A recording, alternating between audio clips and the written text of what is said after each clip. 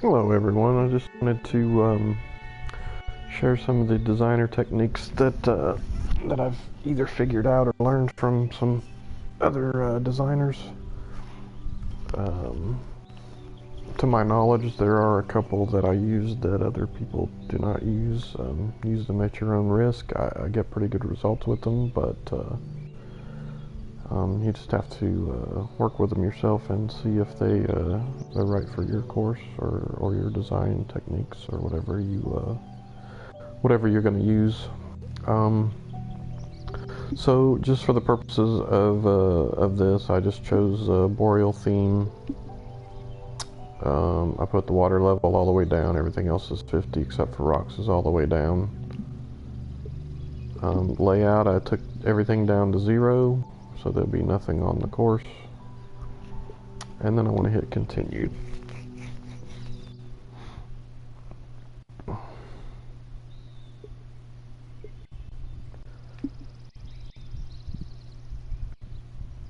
So really what I wanted to do with this video is just give everybody an inside view of kind of some of the techniques that I use, that I've learned from other designers, and in some cases have developed on my own, just to give everybody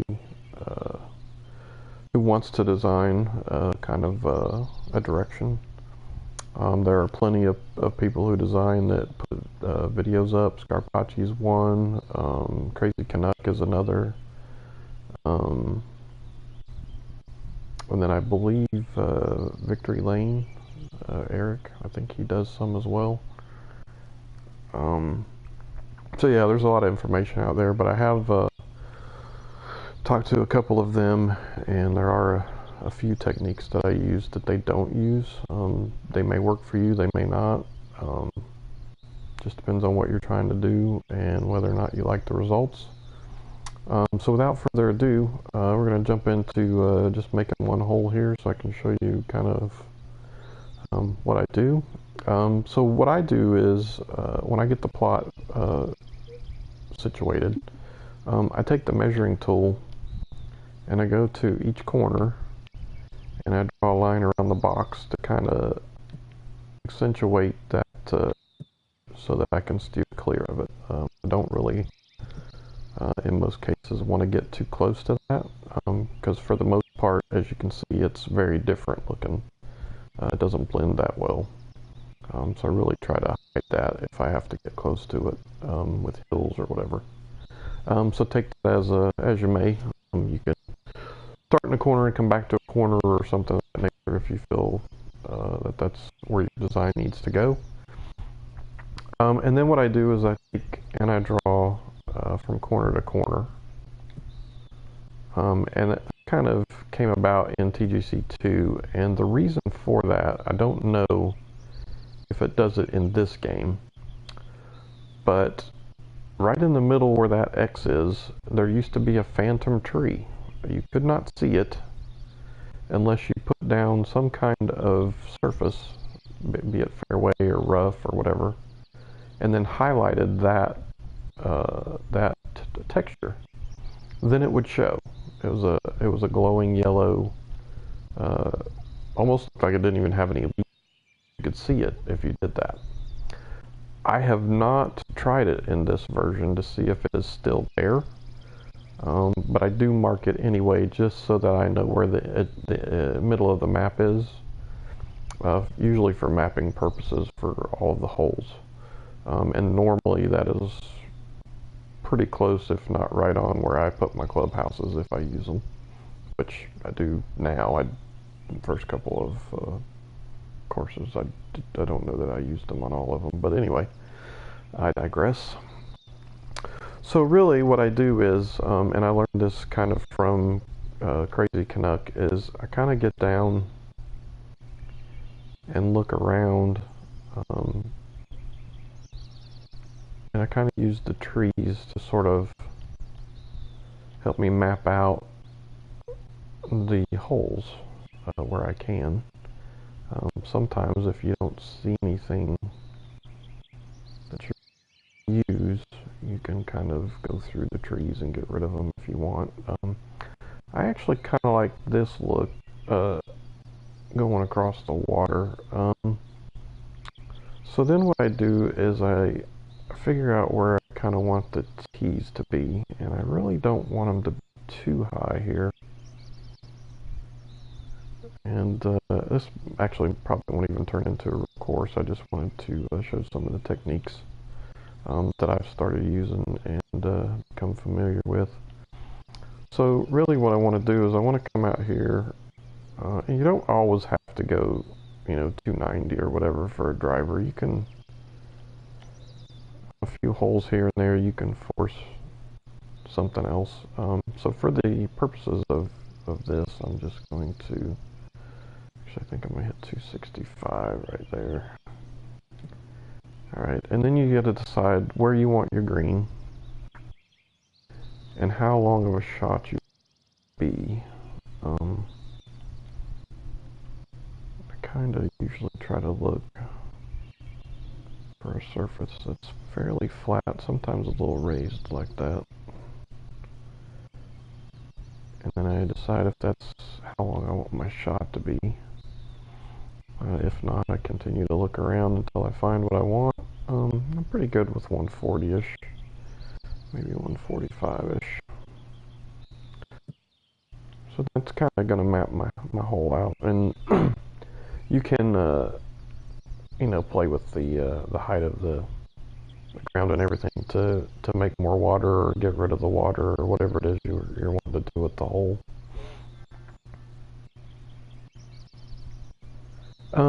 So really, what I probably would do here is not really looking for too much water here for the purposes of what I'm trying to show. So I'm actually going to get rid of this and just raise it up a little bit until you get rid of it.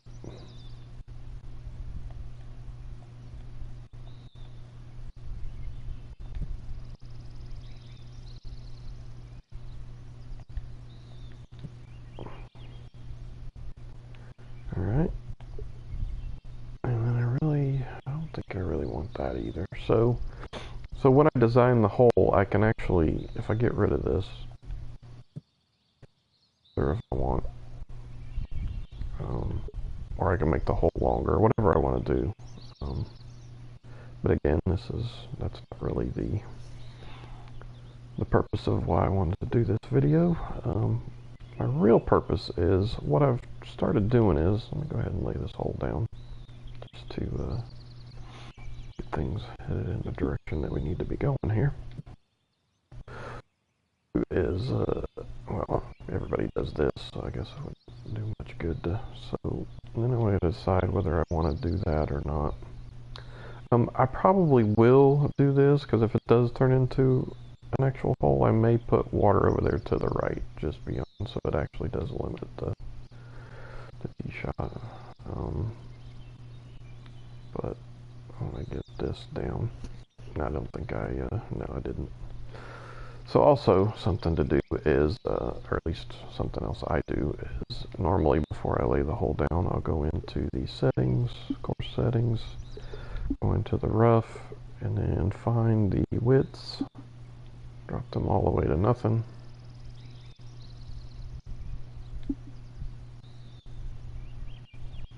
And then all the way to nothing. And then I want to go to the tee box, and I want to drop that all the way to nothing. So basically what that's going to give me is just my waypoints and my red on where everything's at. So really, one of the main things that I wanted to show is, so in this case, you got a par 4. You don't want the green to be too small, obviously, but you don't want it to be gigantic either.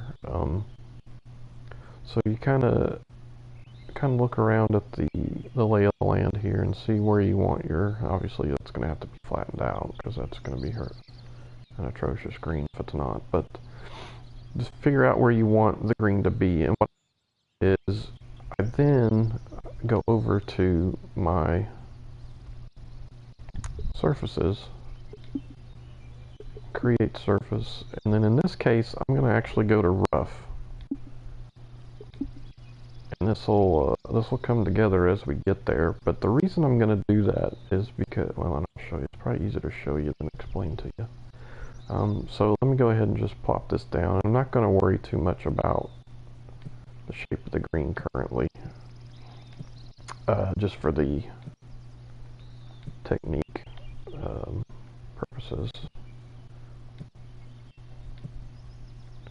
So you just lay your whatever shape you're looking for. So now I'm going to stop one short of where the blue line is, and I'm going to hit circle. That's going to lay down the rough that I just chose. So I'm going to come down here to close path, and then fill path, and then I'm going to go up to sharpen and smooth path,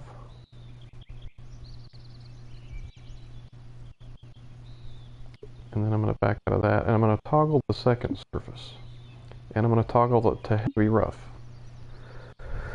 And what that's going to do is it's going to lay my heavy rough down around that rough, and then I can come down here to second width, and I can toggle that to whatever width I want, up to 10 yards.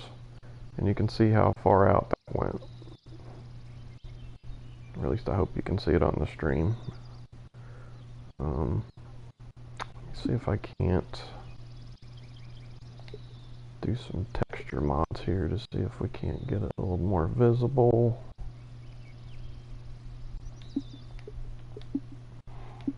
So you go into texture. That's the green, so we're going to go actually with the, let's just go with the 5 there. So that'll stand out a little bit. And fairway, let's go with a pretty lush green.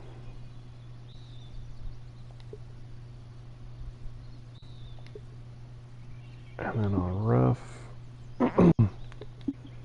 regular rough, we'll go back to kind of a brownish color.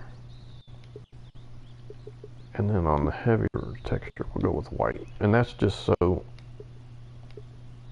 can kind of see it blends into the rest of the heavy rough, but it stands out so you can tell. Alright, so now that we can actually see the textures a little bit better, so you can tell what's going on. What I would do is I would get this highlighted so I can see it. Make sure you're on one of the regular splines. And now I'm going to go back to create and add surface. I'm going to create surface again, and this time I'm going to select green. And I'm going to go with spline again. And these don't have to be perfect, and I'll show you why as we apply the stuff here at the end. So I'm going to go ahead and start with that one. I mean, get them as close as you can. Zooming in's a little bit less touchy, so you can do that again. And this is actually the same method, which, I mean, I'll go ahead and show you in this video, but this is the same method that I use for the fairways. And once we get to the end here, you'll see why I do it this way. And I have kind of suggested this to Canuck. I don't know if he's using it or not, but and it's probably not something everybody wants to use. But my thought was, I know it takes a little bit longer to go over and match these up a little bit, but you make up that time with the autofill. So it's really not, I mean, you're still gaining time as far as how long it takes.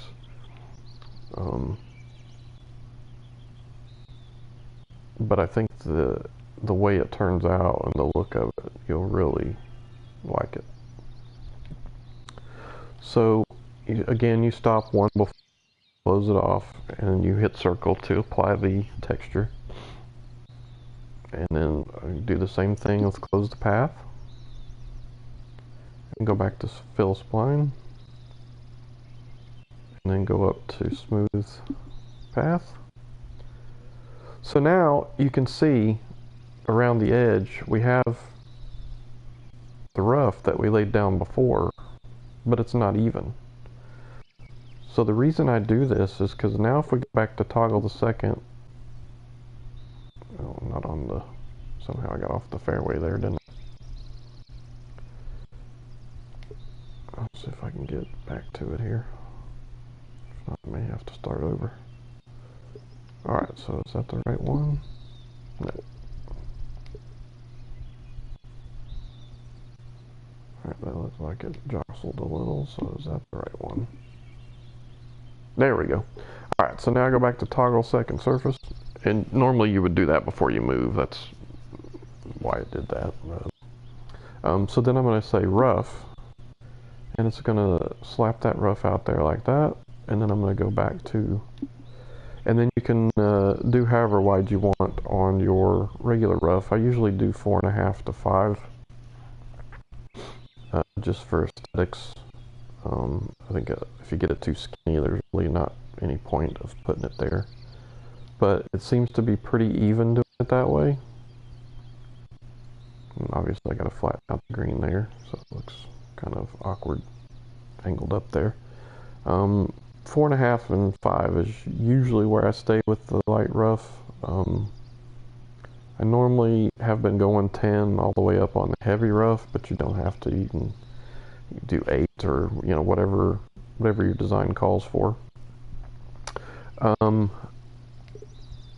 then again, I do the same method with the fairways.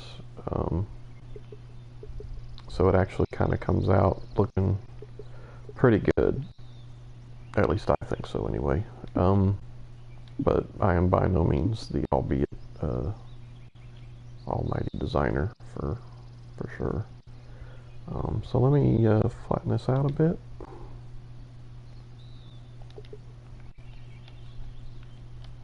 And then let's go back and change the colors to what we would probably normally have. I'm going to go with 13 because it looks pretty lush most of the time.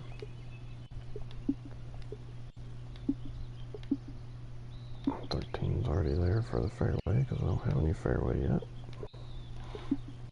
Rough, we go with 13 again. And heavy rough, we'll go with 13 again. And there you go. You can see it was there, and it kind of pretty much blends in pretty well. And pretty even for the most part. Unfortunately, you still do get a few little wavies here and there. You can see a little bit of one right there. But they're not that bad. And again, if you were actually on a golf course, this is mowed by a human. So there are not going to be, they're not going to be perfect if a human's involved. We all know that. So it's not too bad. And then from afar, you can't really hardly see it. So there's pretty much the technique I use for greens and fairways. And let's see if we can't lay some fairway down. Another thing I do that I learned also is I come back to my tee box. And I go back to the measure tool. And just to be safe, I go out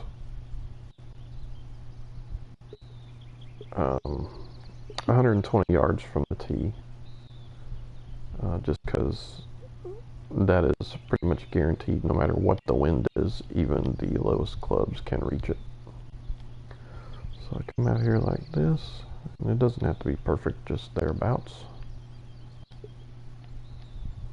Also, if you decide how wide you want everything to be, you can come into sculpt and clear generated trees. And kind of go down here, clear everything out. I'm actually going to make that a little wider. There's some trees there I wanted to catch that I didn't have it wide enough, so I'll make that a little bit bigger. And we'll do this again. Another thing I learned from Canuck was kind of try to keep your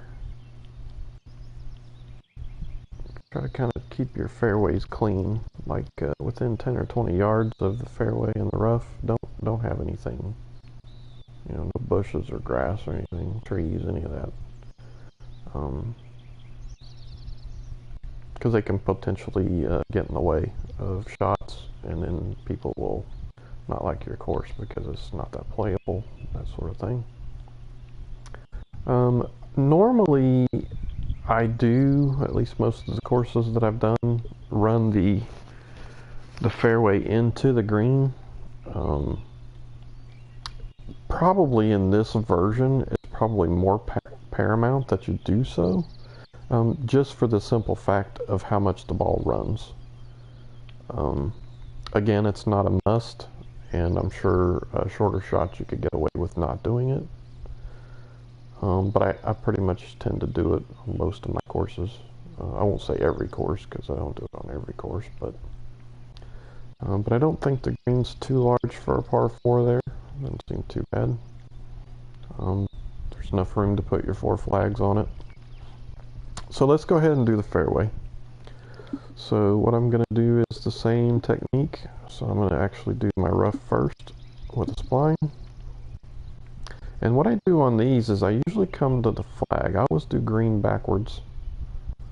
I come to the flag normally, and I'll start there, and then I'll go over to where it needs to come out, or thereabouts, where I think it needs to come out. And I'm not really going to plot this out too much because, again, this is probably just for the purposes of this video.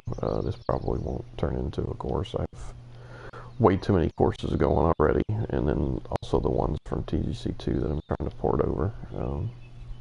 If you guys port anything over, beware of that. I am seeing a lot of trees where they shouldn't be, so I'm having to go through and clear that out. Although all the stuff that I've learned since I did like the first few courses, now that I'm going back through and looking at them, I'm seeing all kinds of not knowing what I was doing issues. So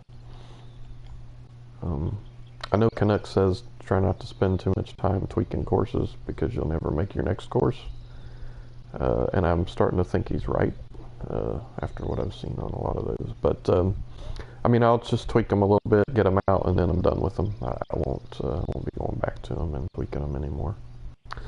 So you just decide where you want to go with your textures, and it doesn't have to be on the red line. It can be wherever you want it to be.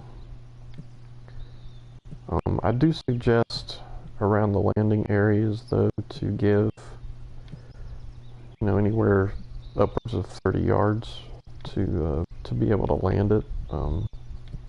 Also be mindful of your fairways. You don't want them to run off into the rough and penalize a good shot.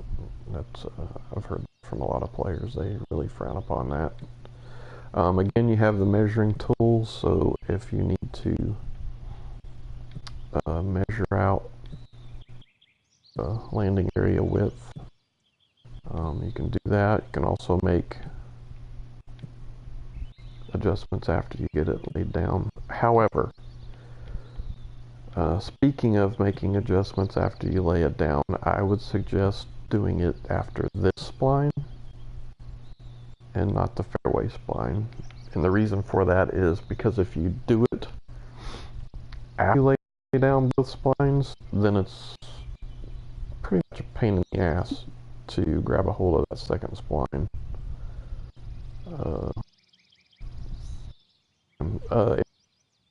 So if you make a pretty big adjustment, then it's pretty easy to find the second one and get it done. But I would actually do it after this one if you can, just to save yourself any possible headaches that might arise. All right, so we smoothed that path. We're going to toggle the second surface with heavy rough.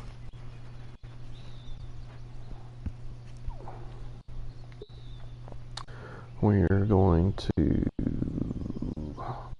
come down to here and go ahead and do 10 like we did on the green.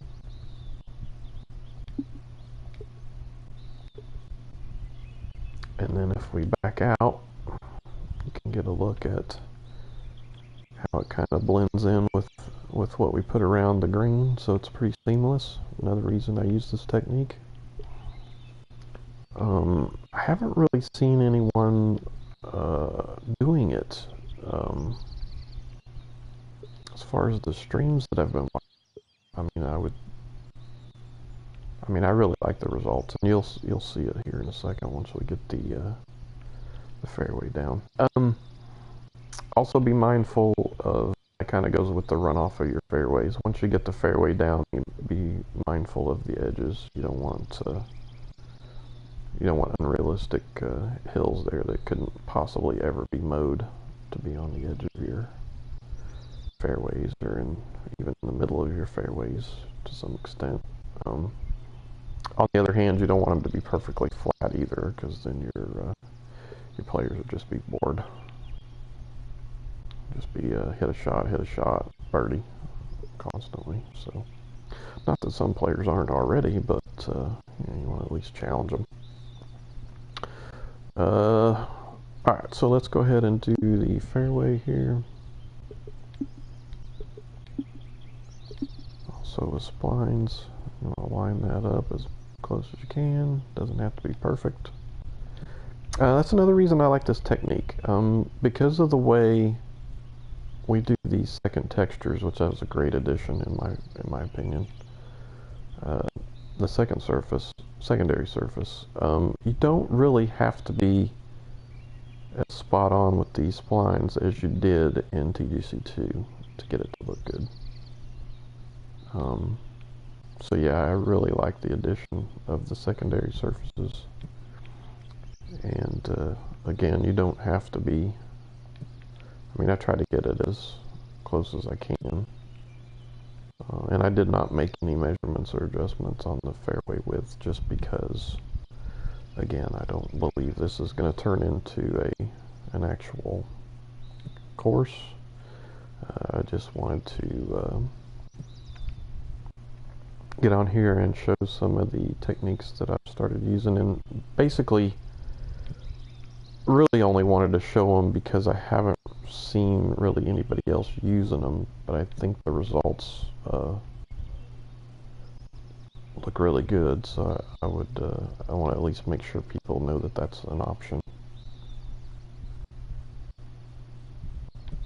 And also maybe it'll get more people into design, which maybe those people should be into design.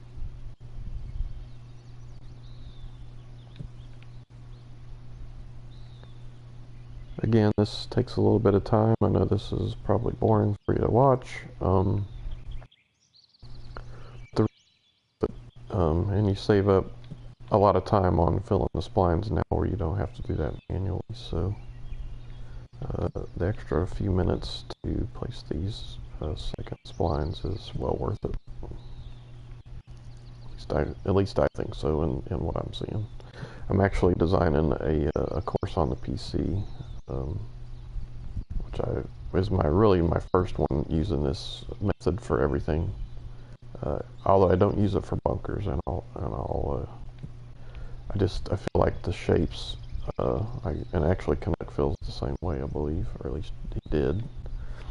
The shapes, I think you can get more interesting bunkers out of the shapes and combining the shapes than you can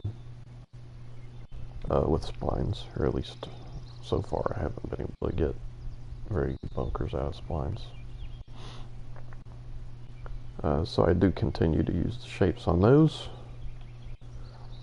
And then I actually just use a brush to put, which you could use splines to do that if you wanted, but I use brushes to put whatever surface I want around the bunkers, whether it be heavy rough or regular rough or whatever. But I do have some things I'll show as far as sculpting goes for those here in just a few. And again, I don't claim to be, I'm certainly no Arctic Fury, Crazy Canuck, I'm no Scarpacci, none of those. I don't even fathom to be in that category. But do like this technique, and I think it looks really good. So hopefully some people can use it. Alright, and again, you do it the same way you did to green. Once you get this next to last spot placed, you just hit circle to back out. And if we swing around, see that there's fairway back there. So we'll close the spline, build the spline, and there you can see the fairway pop in back there. Sharpen the path, or smooth the path I should say. And then I want to go to toggle second surface. I want to choose regular rough.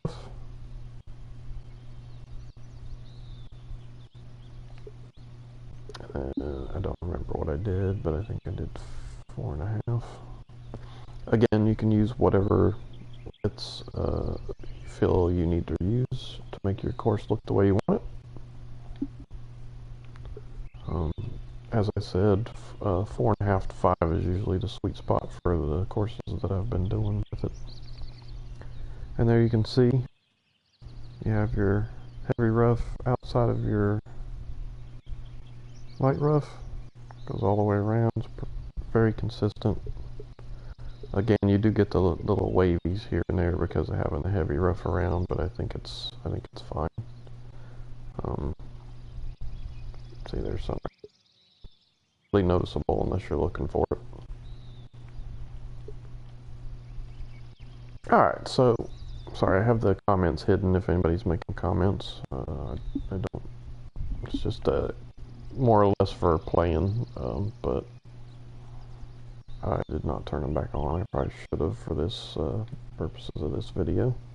So I'm going to go around the outside here and smooth things out.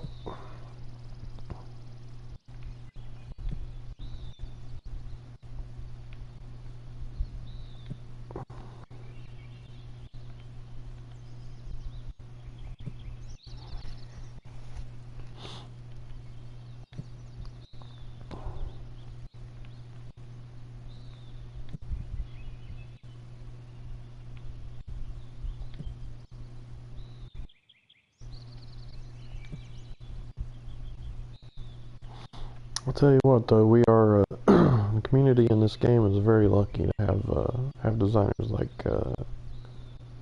Cahal, Catholos 1991, Crazy Connect 1985, Arctic Fury, to name Scarpacci, to name a few. They put out some really nice stuff. Hoping to be there someday. I'm not sure I'll ever make it to Arctic Fury level, though. That some of this stuff. I mean, I've heard people say that it looks like his courses are done with a different object meter, and I agree. After seeing a few of them, I mean, to name that I was impressed with. How about Appletown? If you guys haven't played that, I strongly suggest it.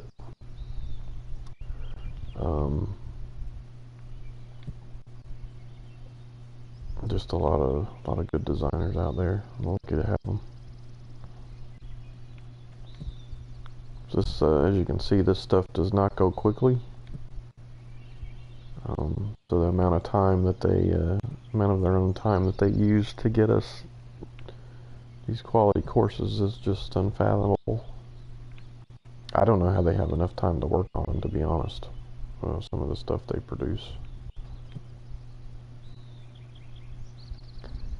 Alright, so there we go. Fairway's good. And then if we come down here and get a look at it, it's not perfectly flat, which is fine. But what you really got to pay attention to is the landing area. Like I said, we've tried to force it to be a little short, but right there where they're going to land looks pretty flat. So I think we're good there.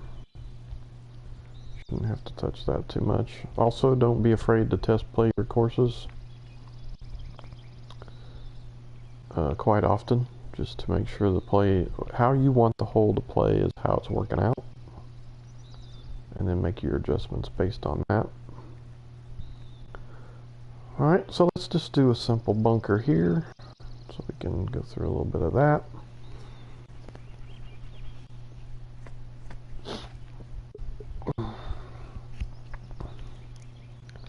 So you want to go into create surfaces and choose bunker. And something I've been having pretty good success with lately is either the circle or the oval. I think I'm going to go oval here. Pretty simple. Just plop it down. And then if you have the ability to have another one that doesn't look out of place, just plop it down as well. And then what I want to do is come over here and grab the half moon there, whatever we want to call it.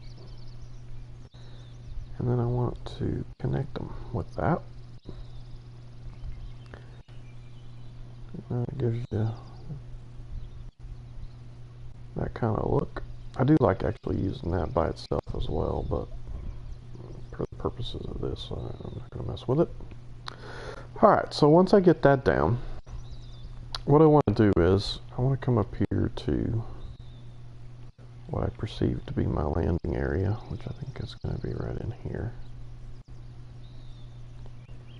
And you can see that bush is right there. I think that actually I might have to get rid of that, but we'll come back to that. So I want to make sure that they can see that. And it doesn't have to be over, I mean, you don't have to angle it so that they can tell how long it is and all that stuff. You just have to adjust it a little bit so that they know it's there. It doesn't have to be like a hey look at me type deal. So I'm going to lower the front of that a little bit. Then I'm going to come back to the back, and I don't want to mess with my green here by doing this, but I do want to raise that up just a little.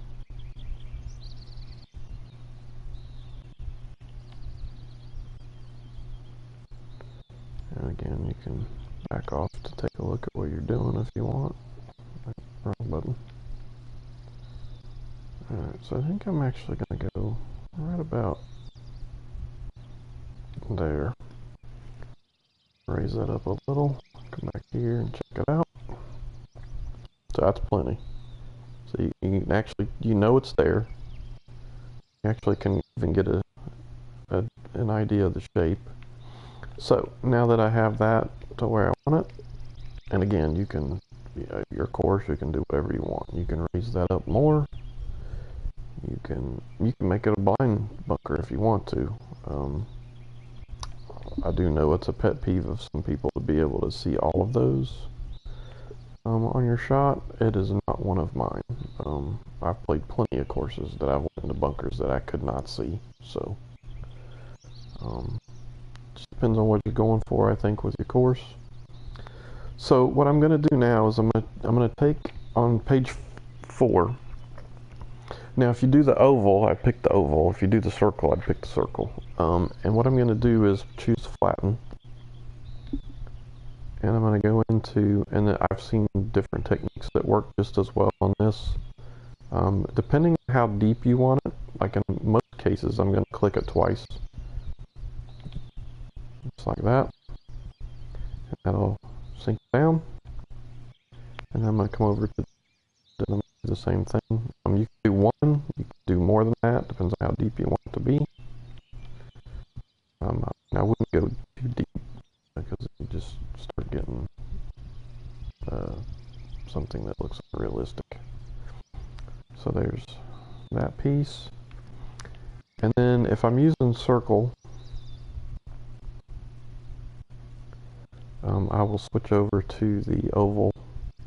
And then I'll bring it down so that it's inside this little piece here, and I'll double click that. And then I'm going to come around here to this other piece and make sure I'm inside of that.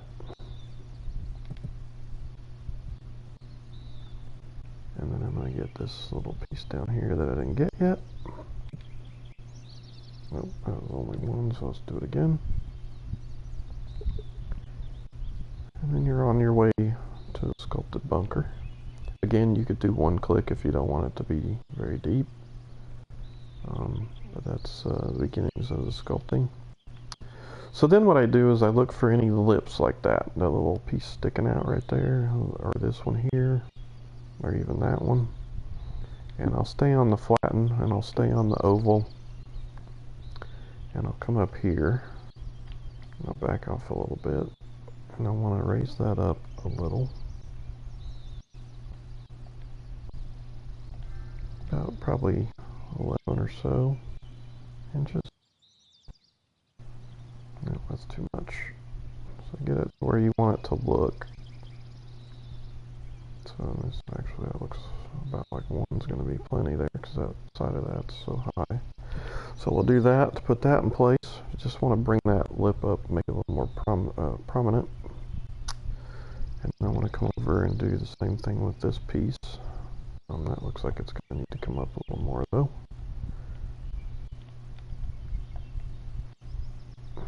And again, it's totally up to you on what you're doing. It's your course. So I'm going to hit that, bring that up.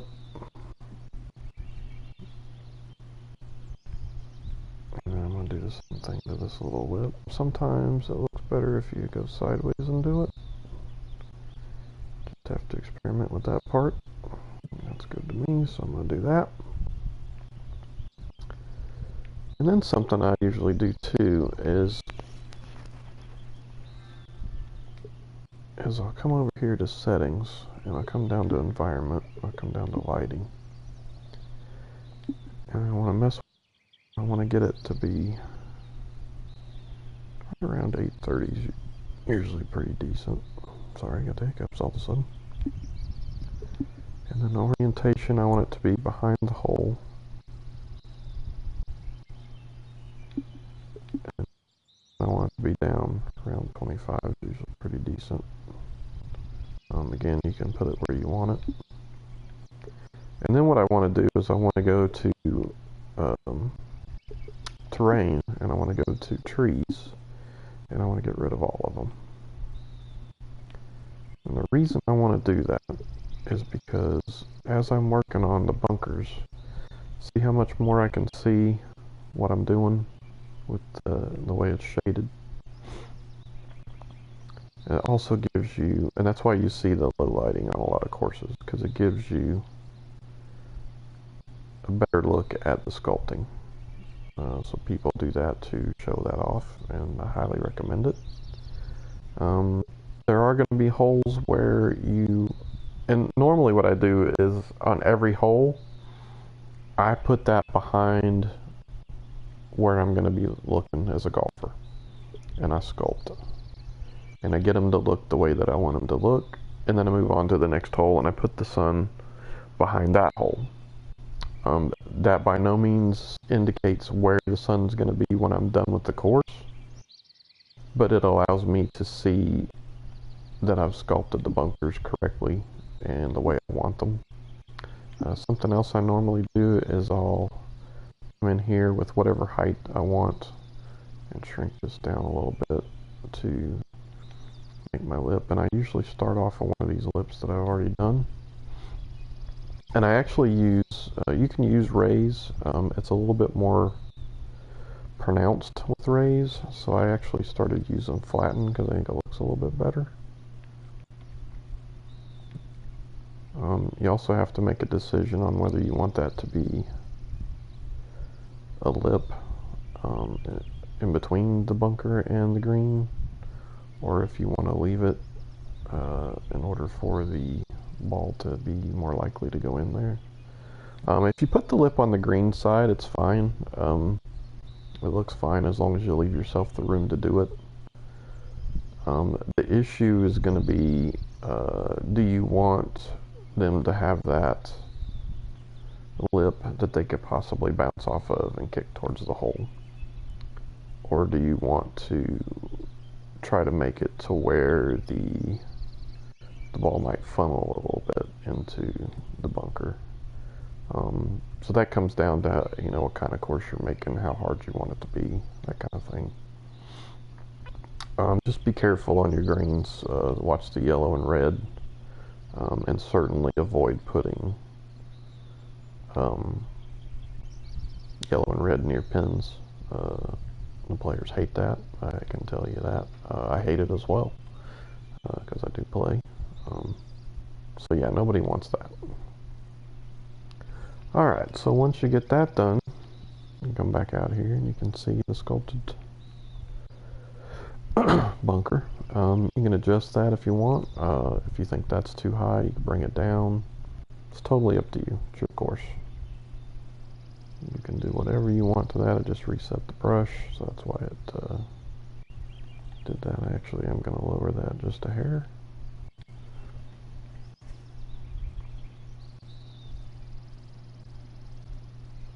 Well, I thought I was. Didn't seem like it took the click, did it?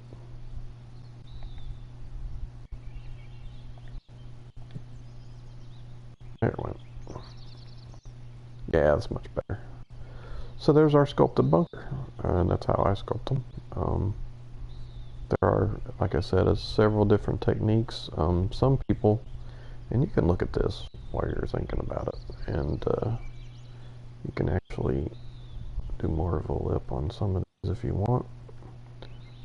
Just because of the slope that it's on, you might want to adjust it a little bit down here. So yeah, it's entirely up to you. It's your course. But if you can get that kind of thing going, people start talking about you for sure. See, I am going to go ahead and do the front side of this, but I'm only going to do 5 inches where the rest of it I was doing 11.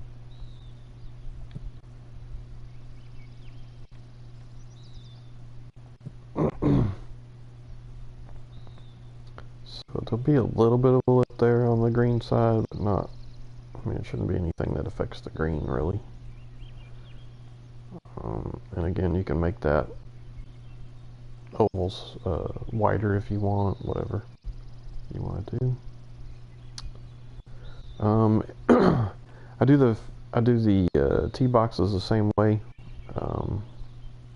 I do splines. I've been doing fairway with rough around it. You can do green with rough around it. You can actually do rough with heavy rough around it as tee boxes if you so desire. It's not going to affect the shot because you're on a tee. But it does tend to affect the club that the player is given. Because they're in the rough, it likes to give them a pitch shot and that kind of thing. So be mindful of that. Really, the golfer should be checking that, and I'll admit it gets me every now and then. It certainly got me every now and then on 2, but I don't seem to see it that often on this one. I think that's a little rough. I'm going to smooth that out a bit. Alright, so then what you want to do, and I usually do the tee boxes last, and I might not even do them in this video because I'm not going to add the extras, but I may do the one. We'll see. Actually, I may go ahead and do that because I do have a few things that I do there that are probably different than some people. Alright, so then what I look for is where I want to do planting.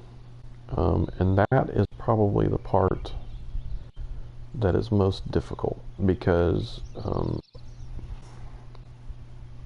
without having anything on this course right now, tree-wise, it's very difficult to figure out where things should be. So I'm actually going to turn these back on.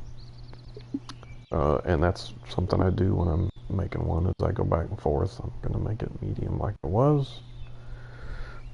That seems like a lot, doesn't it? Maybe it's just the shadows because I thought I was in the middle. Alright, we're going to go ahead and go there. So then what I want to do, and another thing to keep in mind is if you're going to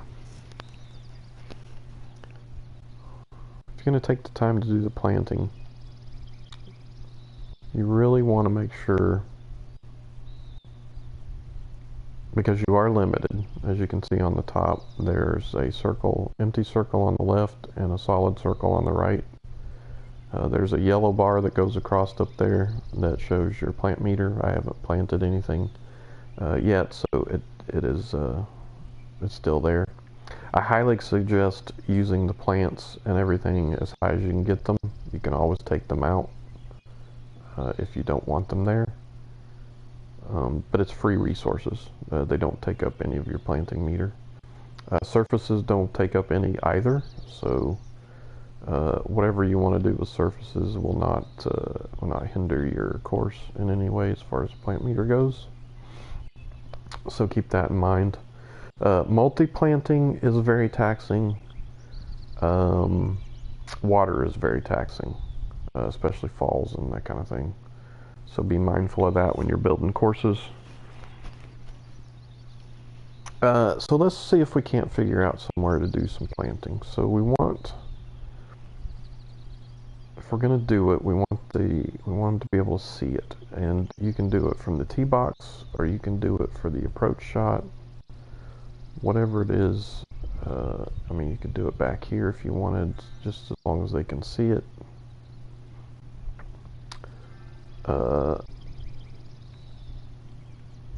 And I'm not worried too much about that bunker being covered with shadows. I know it's sculpted. I don't know where the sun's going to end up for the course once I get done with it, so I don't usually worry about that too much.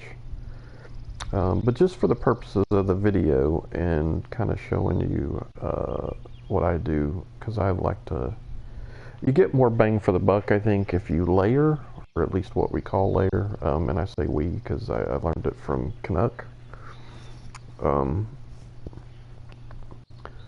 I'd like to learn some from Arctic Fury, but I've not found any videos from him, so, I mean, maybe I've missed them, but would love to see some of his techniques as well, if he ever so chooses to share that.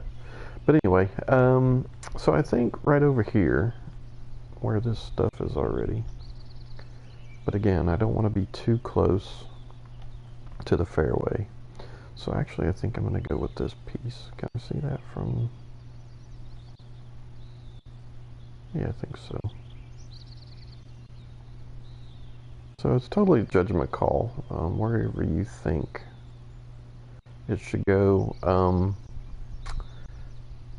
Actually, I almost want to go left because of how much is on the right with the generated stuff. So I almost want to come over here. So I think right here is what we're going to do, just for the purposes of showing you the technique and how I do it. So what I'm going to do is I'm going to go over to create and add. I'm going to go to place objects. I'm going to go to nature. And then I'm going to start with grass. And this is kind of up to you. I wouldn't use that unless you're in water too often. What I want to do is I want to find something that kind of blends in, and I want to choose that. Go to multi-plant. I'm going to make it bigger, but I'm going to take out how much is there. So then I'm just going to do a couple like that. And I'm going to come over here to this little hill. I'm going to put one more in. And again, this is, a lot of this is feel. What I'm trying to say, enunciate. I may actually have to lower that front one a little bit, but we'll see when we get there. Actually, I think I'm going to do... Alright, so actually, I think I'm good with that. So then what I want to do is I want to come out and find one that stands out a little bit, just for visibility purposes. And again, this is part of the layering. You're, of quite a ways away, so don't get too carried away with it. Grass wise, it's gonna be difficult to see. So I'm gonna make that smaller, and then I'm gonna actually fill it in a little bit more. Once I select it, make it smaller, make it a little bit more filled in, and then I'm just gonna go through where I did the green stuff, and I think that's all I'm gonna want there. Maybe a little bit back here.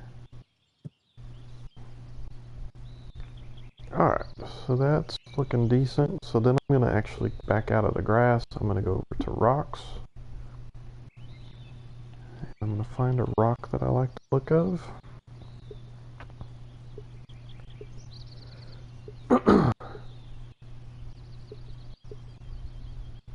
I kind of like that one, so we're going to go with that.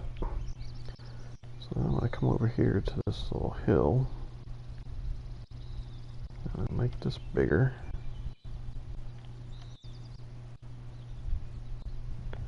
I'm going to shrink it down. I'm actually going to make it smaller than that. That's a little too big. And you're just trying to get a feel for what kind of look you want. So I'm actually going to plop that down. And then I'm going to circle this around. I'm going to drop it down a little bit more. It's too far. Bring it back up. Again, it's, you know, whatever kind of look you're looking for. I'm going to bring this over here a little bit.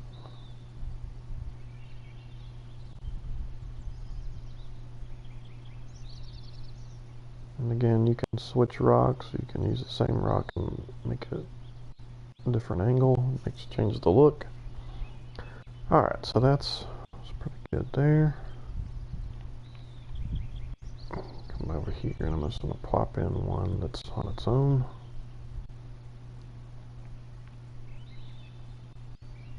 Alright, and then do I have anything else? Yeah, let's do that one.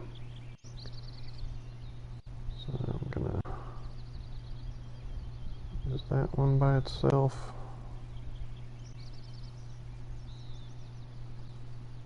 Yeah, I come over here with it. A little further out, a little bigger. Again, it's, you know, you're just looking to see whatever looks good to you. Plop that down. And that's all the rocks that I want in there. So now I'm going to go into trees. Now I'm not going to put a tree there. I'm actually going to go to page 2 and find the bushes. And figure out which ones of those I want, if any. And I'm actually going to shrink them down, small as they go. And then I'm just going to do a couple here and there. Kind of try to make it as random as you can.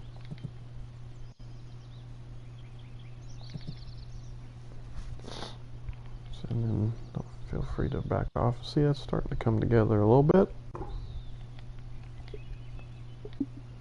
So then we'll shrink that one down.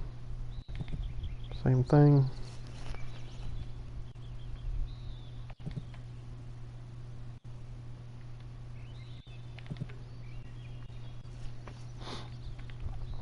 Again, just keep in mind that you don't want to do, and you can spin these as well to get a little bit different look. Just keep in mind that nature is random, so don't plot things down symmetrically and all that kind of thing, because it will just not look right. You'll never be happy with it if you do that. Alrighty. So we'll do that, and let's spin it a little. A couple more. Alright. Not looking too bad there. This last one. Shrink that down. A couple spots, let's circle it around.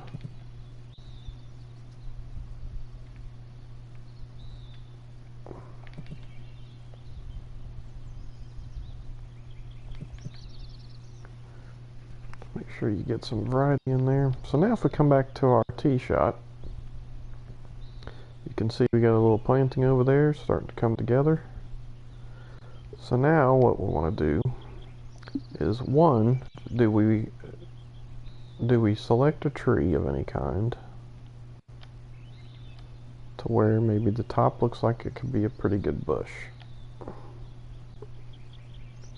I'll show you what I mean here if we can find one. Actually, let's go with that one. So then what we're going to do is we're going to come over here where we were, and we're going to lower that. So now by doing that, we've turned it into a bush.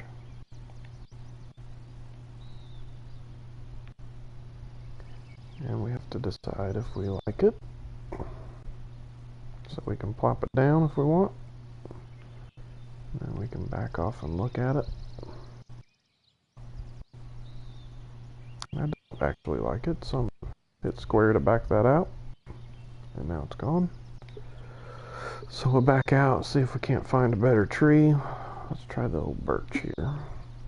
It's already lowered, so I'm going to bring it up. Yeah, see, that's actually going to give us a little bit something different. So we'll tack that in. And then we're going to come over here, we're going to circle it around. I'll lower it a little bit. I'm actually going to put this one behind that rock. So that's going to bring us in a little bit of lighter green color. Actually, I want one more, I think. Right there. Yeah, don't look too bad. Alright, so then what I want to do is I want to come back out and I want to go to global plants. And there's a couple in here that are pretty good that I use. You can use that one. I mean, you can use any of them if you want. That one's not terrible. You probably need a color to go with that one to break it up a little bit. That one's pretty good. I also like that one. That really pops when you get it in the middle of these bushes. So we're going to actually choose that one. Make it a little bit bigger so that it sticks out of the bushes a little bit. And then again, we're just going to pop them down randomly a little bit. These do spin as well, so don't forget to do that.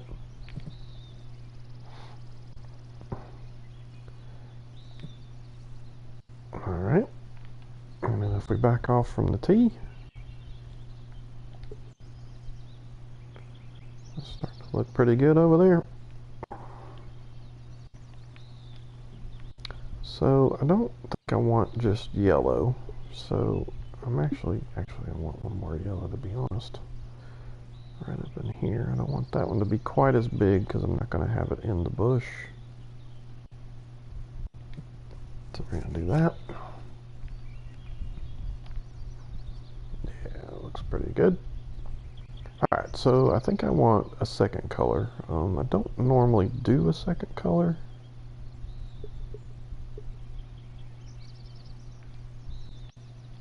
But I think I'm going to choose this one. Do a blue. Again, you got to make it big enough that it can be seen. And then, again, don't forget to kind of be a little random about it.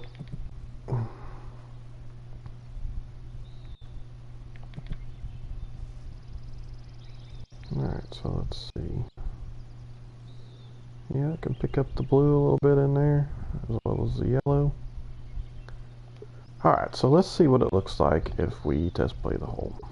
Obviously, we're not going to have a tee box yet, but just want to see what the planting looks like. And there you go. It's right there to the left. The players can see it. I'll probably be focusing on their tee shot, but I think it looks pretty decent for not having spent a whole lot of time on the hole thus far. It's out of the way. It's not close to the fairway, but kind of starts giving the course a little bit of character. So we'll go ahead and take this shot, although I haven't played today, so my timing's probably going to be atrocious. Yep, very fast.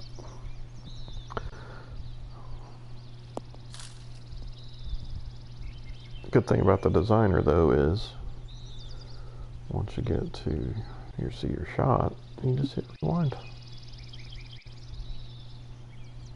And you can hit it until it's good in order to test out your playability and whatnot.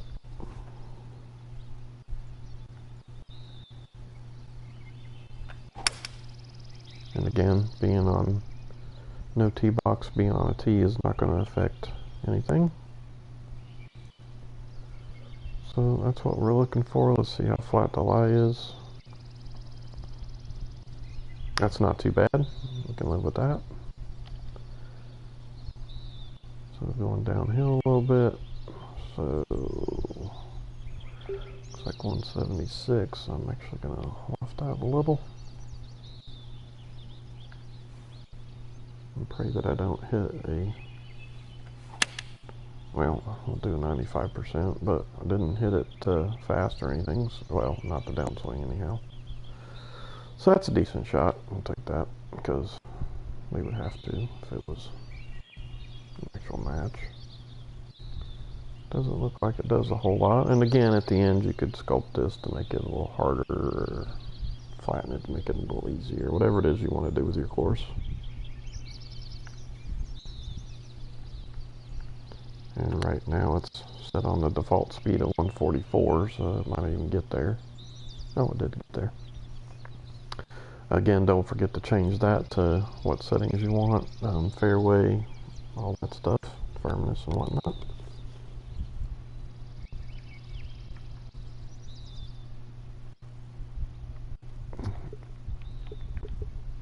So, alright, so let's do something with the tee boxes. So it's a dogleg left, so normally I would tend to either stagger these going down the hill or take them to the right for the shorter tees to have a better angle of the fairway.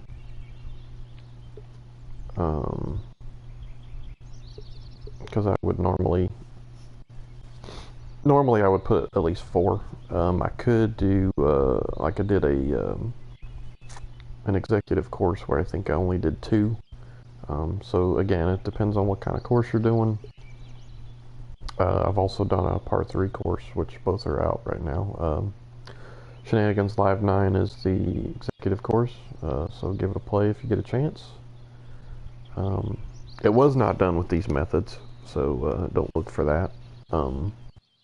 At least not all of these methods. I did not use the splines, I don't believe, on it. But to be fair, there's only, I think, 2 par 4s on it. And then Oaklawn Park is an 18-hole par 3 course. Also did not use this technique on those. Those were both made in, well, Shenanigans Live was finished in this version, but I wasn't using them when I started it in the Golf Club 2. So be sure to give those a play. I do have Dormant Volcano out. That was in TGC 2. It's been revamped, so it's a little bit more playable. Again, saw a lot of things from earlier courses that I didn't know what I was doing at the time, so tried to fix a lot of those. Probably didn't catch them all, but I think it's much more enjoyable. Again, that's Dormant Volcano. I think it's GC. Also, Links at Island Shores is out. Same with that one. Tried to revamp it quite a bit. Hope it's more enjoyable now as well. In the middle of doing Hot Springs revamp and trying to get that out. Hopefully, I won't have to do too much with too many after that, but we'll see how that goes as we get to them. All right. So normally, what I would do here is I'm kind of gonna want tiered height on each one, with the long tees being the highest.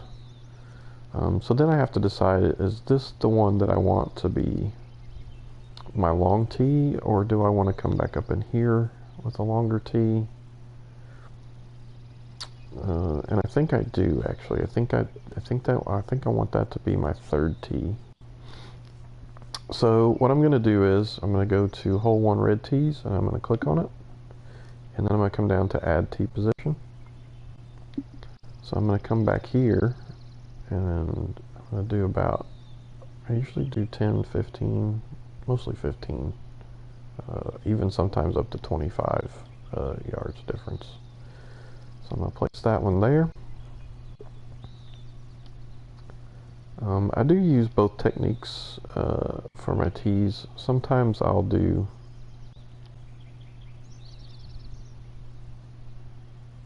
actually I think I want that to be the back. Sometimes I do splines, and sometimes I do shapes. Just depends on what I'm trying to do with the course itself. I actually want to get that to 30 and 15, so I'll pop that down. So that gives us 3. I think I'm going to actually just keep it there, being that this is not going to be a real course, more than likely. And also, since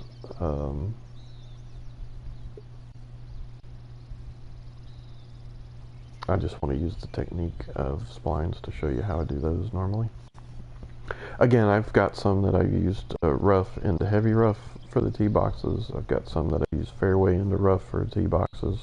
You could do fairway into heavy rough, or even a different surface if you want. Even if you use rough, you could do that. Actually, I think rough is only heavy rough, my bad. Fairway if you want to do other textures other than roughs around them. You could do green into fairway, into light rough, into heavy rough, however you want to do it. For the purposes of this video, I'm going to do fairway. So I would do it exactly. Actually, let's use green because we did fairways up there already.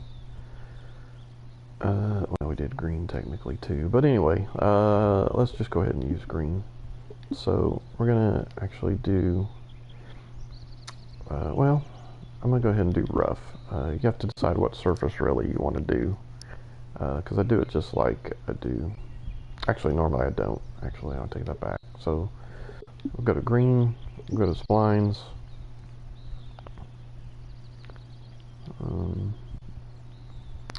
And then you can do this however you want. You can make a shape and do it for each tee box. You could do a weave pattern, which is what I'm going to do. So I'm going to put that down. And I'm going to come through here.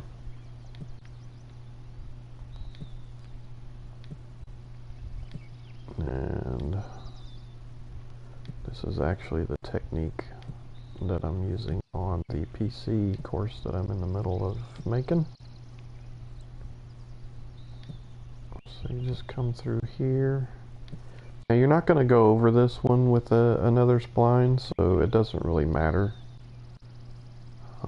where you place them, because you're not gonna do another spline for that. I mean, you can. I'm not gonna do it. I haven't been doing it.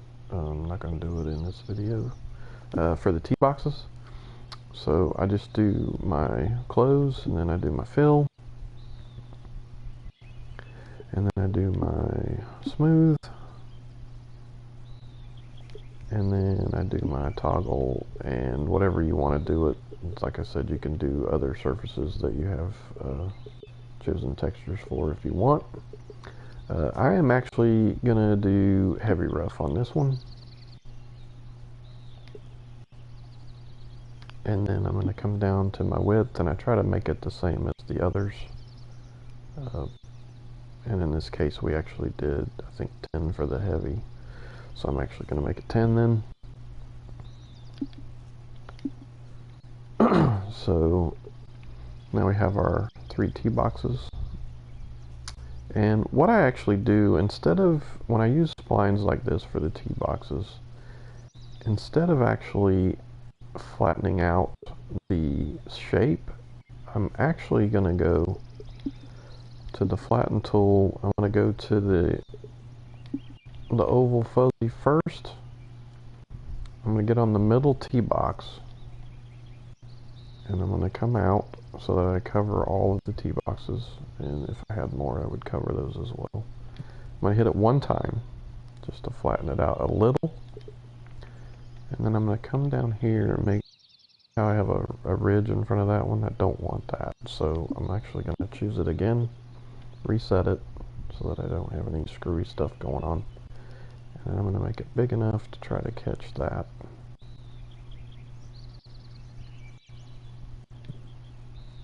Piece to flatten it out.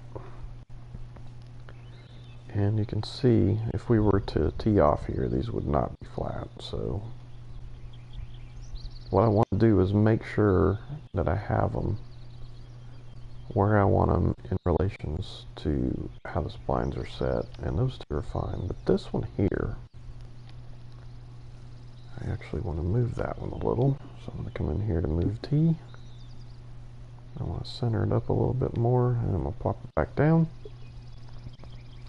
Then what I want to do is I want to come back to sculpt. I want to go to flatten, and then I want to come over to whatever shape I might decide I want to use for flattening it. And I've been doing the circle, so we're going to stick with that.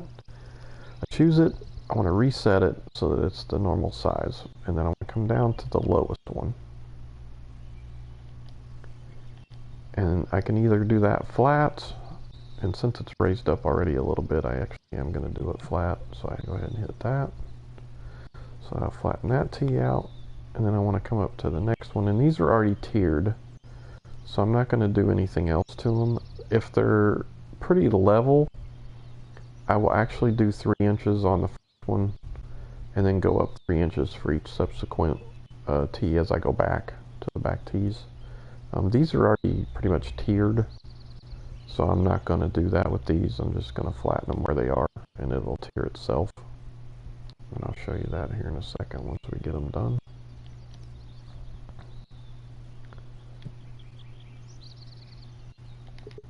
Alright, so if I come back down here, you can see that goes up to the second T, and then it goes up to the third. Already pretty much tiered. And my back T is the highest one, which is what I want. So that's kind of one of my techniques for that. Sometimes I use just the shapes, which is fine. And then I do pretty much the same flatten technique. So now we have T boxes. Let's go ahead and jump into playtest again. And I don't have any extra pins, so we're going to make sure we're on the back T's and play whole. Again, that's just a little bit of planting over there. You can do however much you want. Just be mindful of your plant meter. You don't want to get too high on each hole, because then you'll run out at the end and you'll have one hole that's just plain. It's better to be a little conservative and then go back and do more planting at the end if you have room, if you so desire.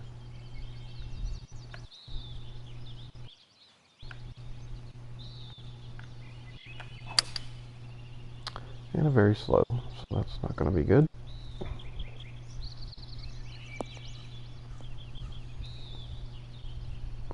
And that was a terrible shot. But we are just play testing, so it's not a huge deal.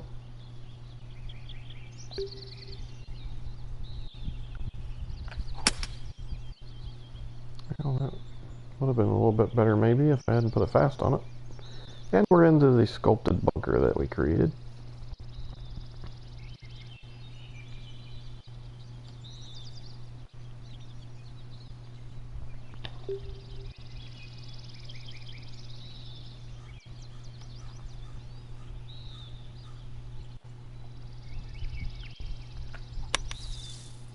Wow, that was very fast. I actually thought that was a better tempo there. And, it was terrible. It usually takes me around tempo down. And I haven't played yet today, so...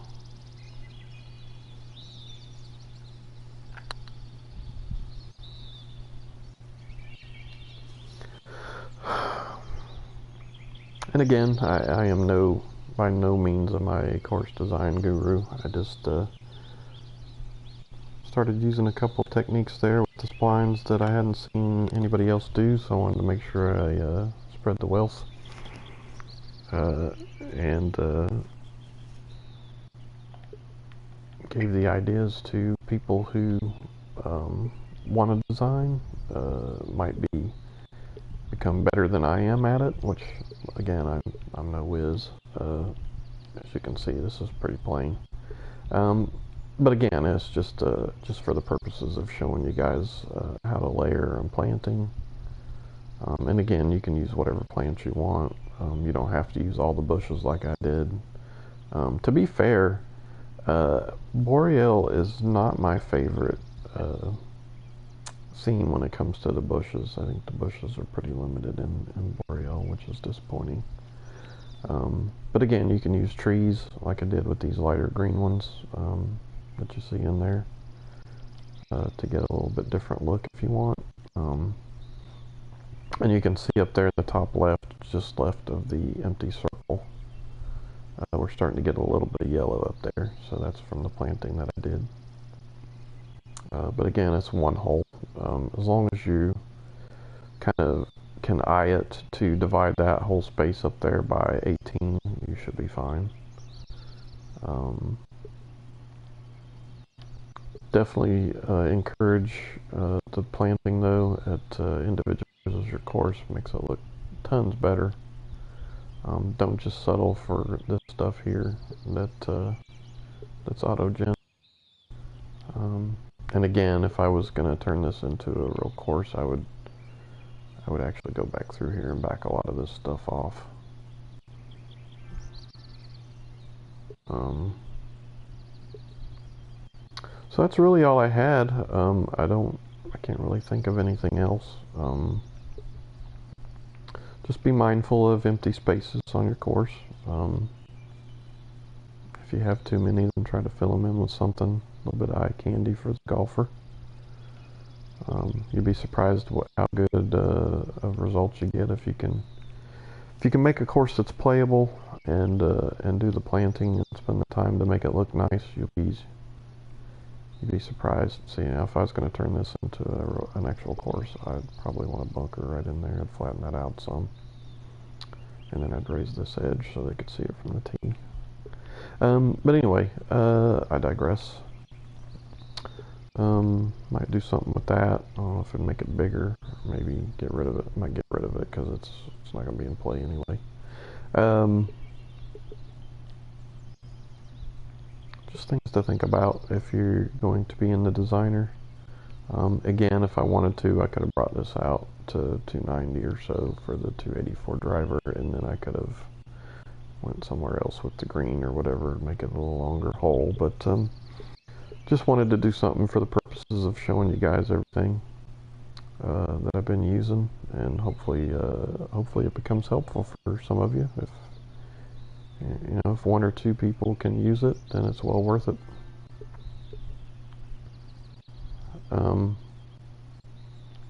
So yeah, and then once I get done, just get on one of these measuring tools and highlight distance marker down there, and then go to clear all, and then when you back out, they're gone. There's no more.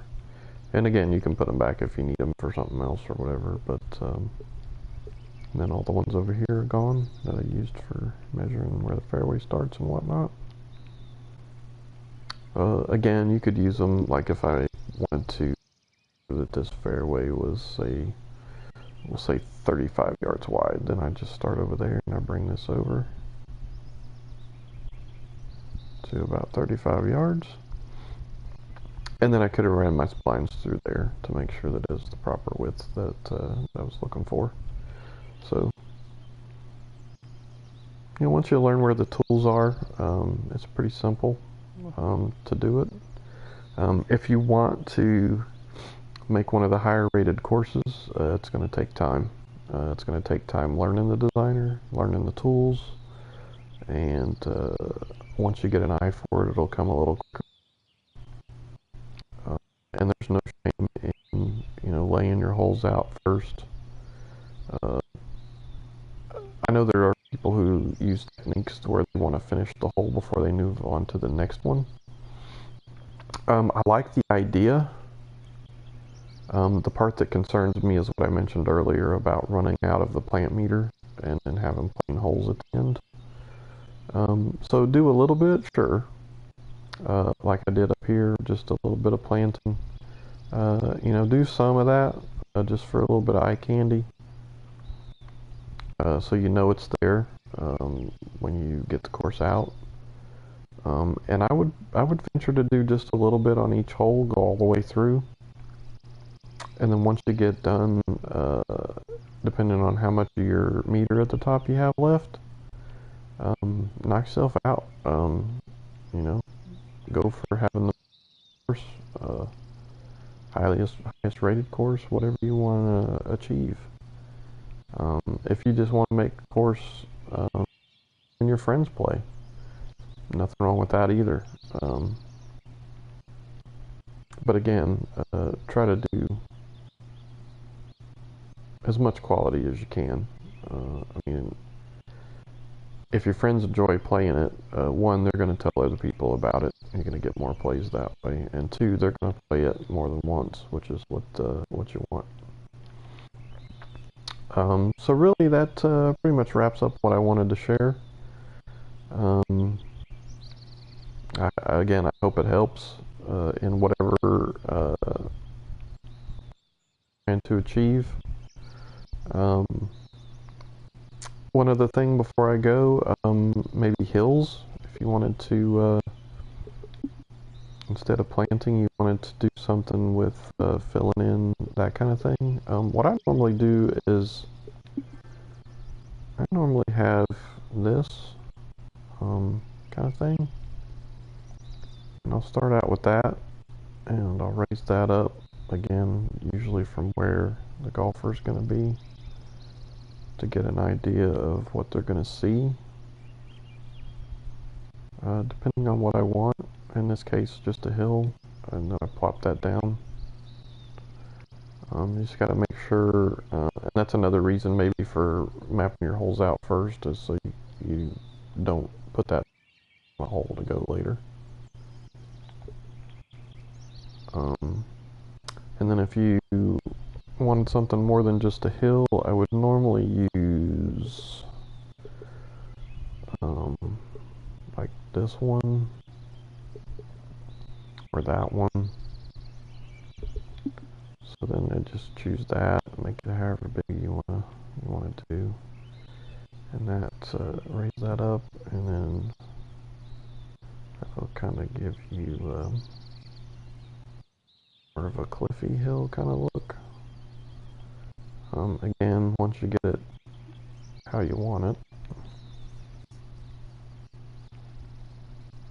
you know, if that's too much maybe for what you're looking for, you just have to experiment with that kind of stuff. So what I would do is probably flatten, and then I'd come back into my fuzzy, reset it. I'd spread it over the whole thing, and just give it a little smooth out until it's where actually I like that, so I'm gonna leave it there. That kind of thing. But you could do that a couple times if you need to get it to where whatever kind of look you're looking for. And then I'd probably tend to maybe plant that with some trees to make it look a little bit more like a cliff kind of thing. So I think that's going to wrap it up for the stream. I just wanted to share that with people. I don't know if it's something you'll use, but hopefully you will. Hopefully it was helpful.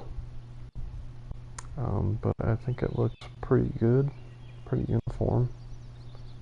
Certainly think it looks better than trying to manually do it, or at least for me it does. When I tried to manually do it, it was terrible. Actually, now that I think about it, one more thing. When you do your bunker, then you gotta decide whether you want to do heavy rough around it.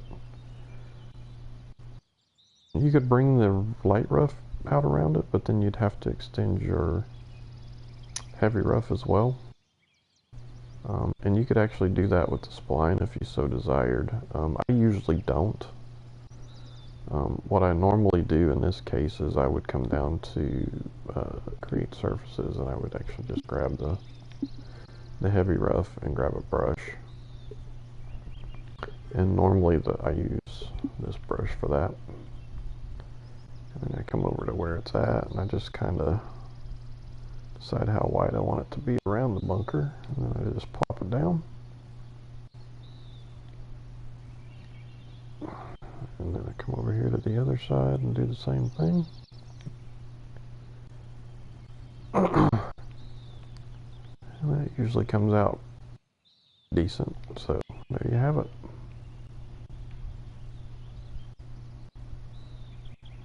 And then again, you know, as you get to where you're doing more and more, you can you could pretty much monkey with this bunker all day if you wanted to, just to get whatever look it is you're looking for. It's good to stay low when you're sculpting land for stuff like that, just to make sure you're getting the look that you want, especially for the golfer's eye. I tend to back out a lot and stay low. I'd probably actually, if I was going to keep this as a course, I'd probably flatten that out a little bit and let that flatten. Actually bring it over into the fairway. Actually, go ahead and do that so I can show you what I mean. So I would come in here to the normal fuzzy. I would place it, make sure you reset it and that it's at 0. I'd place it on that hill, because that's the hill that I want to extend, and then I would bring it over until it starts leaking into the fairway. You can see the fairway start moving there. And I don't want to do all the way into the fairway, so I would actually just hit it right there. You can see right there it's kind of leaked into the fairway a little bit, so that's what I was talking about. Because again, you don't want the fairways to be unfair, but you don't want them to be perfectly flat either. Nor do you, same thing with the greens, you don't want that to be perfectly flat either. Alright, well I think that does it for the stream. Like I said, I just wanted to get some of the techniques that I've been using and not seeing too many other people use out there, so other people, if so desired, can utilize them. Get rid of my measuring tool there. I'm going to go ahead and end the stream there. I hope that was useful. I hope it's useful in the future as well. And some of the little kinks like the holding and dragging for smoothing out and all that kind of thing, hopefully they'll get that patched at some point in the not too distant future. And that pretty much does it. I appreciate you guys tuning in, and anybody who watches the video later, appreciate it. Feel free to hit me up with a message either on the YouTube stream or on the PS Network. If you have any questions about anything you saw here, I will certainly try to answer them. Again, I am no expert. Just a couple things that I use that I haven't seen too many other people use I wanted to share. And that was the purpose for this video. Again, if you do have questions, hit me up in some fashion and I'll try to answer them. And until next time, we'll see you later. Peace.